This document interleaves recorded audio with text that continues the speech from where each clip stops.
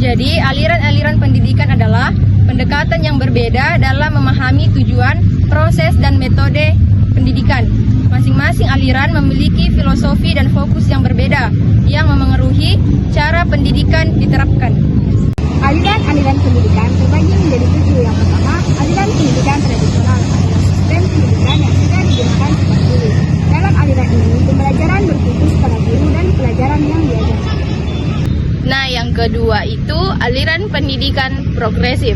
Aliran pendidikan progresif adalah aliran filsafat pendidikan yang berfokus pada anak dan bertujuan untuk membuat pendidikan lebih maju. Nah, yang ketiga itu ada aliran pendidikan humanistik. Aliran pendidikan humanistik adalah pendidikan yang memberikan kebebasan kepada peserta didik untuk mengembangkan potensi diri dan menjadi manusia yang lebih tercerahkan. Nah, yang keempat itu aliran pendidikan konstruktivisme. Aliran pendidikan konstruktivisme adalah model pembelajaran yang menekankan pada aktivitas siswa dalam menemukan pengetahuan mereka sendiri. Nah, yang kelima itu aliran pendidikan behavioristik. Aliran pendidikan behavioristik adalah teori belajar yang berfokus pada perubahan tingkah laku yang dapat diamati sebagai hasil dari interaksi antara stimulus dan respon. Nah, yang keenam itu aliran pendidikan koneksionisme. Aliran pendidikan koneksionisme adalah teori belajar yang menjelaskan proses pembelajaran sebagai hasil dari hubungan antara rangsangan dan respon.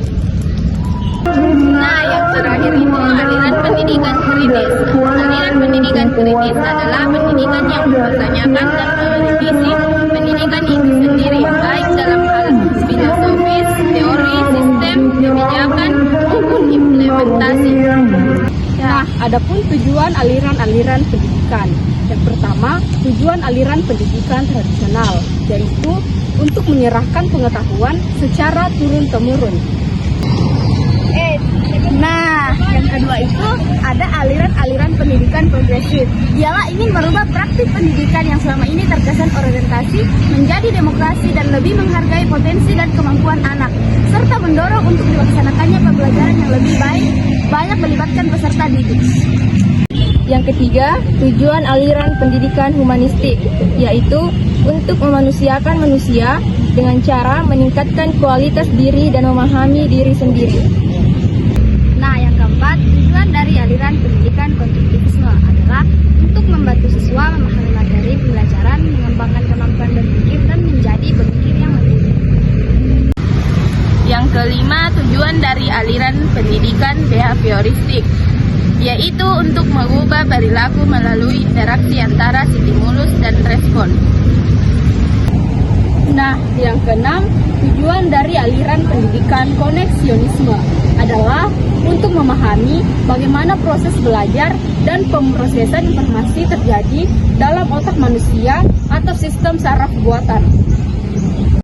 Nah, yang terakhir itu tujuan dari aliran pendidikan kritis, untuk meningkatkan kesadaran peserta didik dari kesadaran majik dan naif menuju kesadaran kritis.